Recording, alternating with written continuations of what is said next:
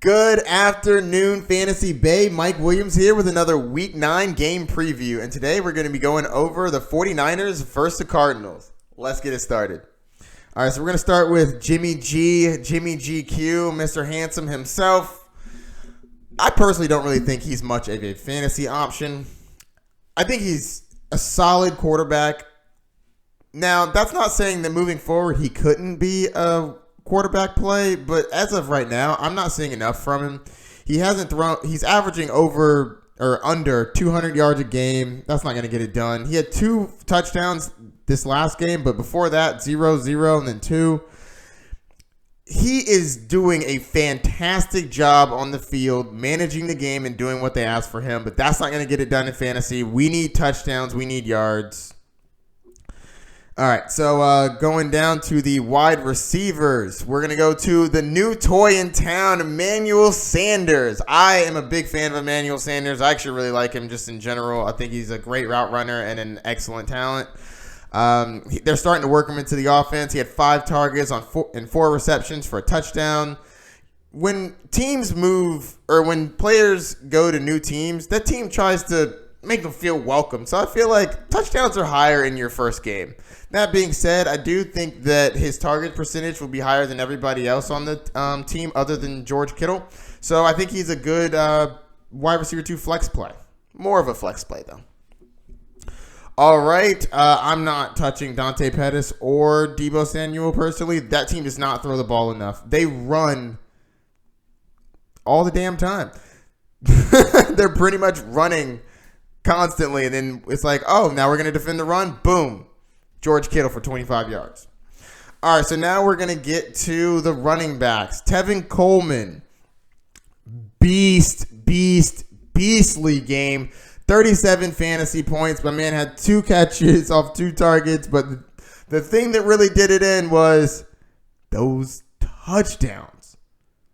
My man had 4 of them things. 3 rushing, 1 receiving. Tevin Coleman looked great. And the backups keep getting dinged up. Matt Breida's a great running back, but he just keeps getting dinged up. If he could stay on the field, he'd be an Austin Eckler type of running back. He's great, but smaller, and he gets dinged up. Same thing with the backups behind him. They all get dinged up. But Tevin Coleman seems to be healthy. I think he's a great play this week. I have him as a top 15 play. George Kittle, everybody's starting him every week. He's a beast. Had 14 fantasy points last week off of 6 receptions for 7 targets. That's awesome. 86 yards. That's what I'm talking about. This 49ers defense is real. They are the truth. Averaging 17.5 fantasy points in the last 4 weeks. That is insane. They're ranked 2nd over the year, right behind the Patriots, I'm assuming. It's amazing. Only allowed 13 points this last game. Previously, they had allowed 0. That's awesome. 7 sacks. That's gross. So, needless to say, start your 49ers defense. All right, so let's get over to the Cardinals. Man. Kyler Murray. 2 games in a row. Real meh performances. But New Orleans defense last week was really good. And then before that, it was all touchdowns from Chase Edmonds on the ground, so I can't really blame him too much for that. Against the 49ers, though, I'm really not trying to play him. He is not a quarterback 1. He's a middle-of-the-pack quarterback 2. I just think that the 49ers are just going to get after it. That offensive line has nothing on that defensive line, so I think that they're going to get eaten alive. Man, Larry Fitz has not been producing how we expected him to. Averaging 7 fantasy points in the last 4 games. The last 2 games, he's had 2 fantasy points. That's awful. His targets aren't even really there. The last 2, 4, and 3. Previous to that, 8 and 8. You hate to see that.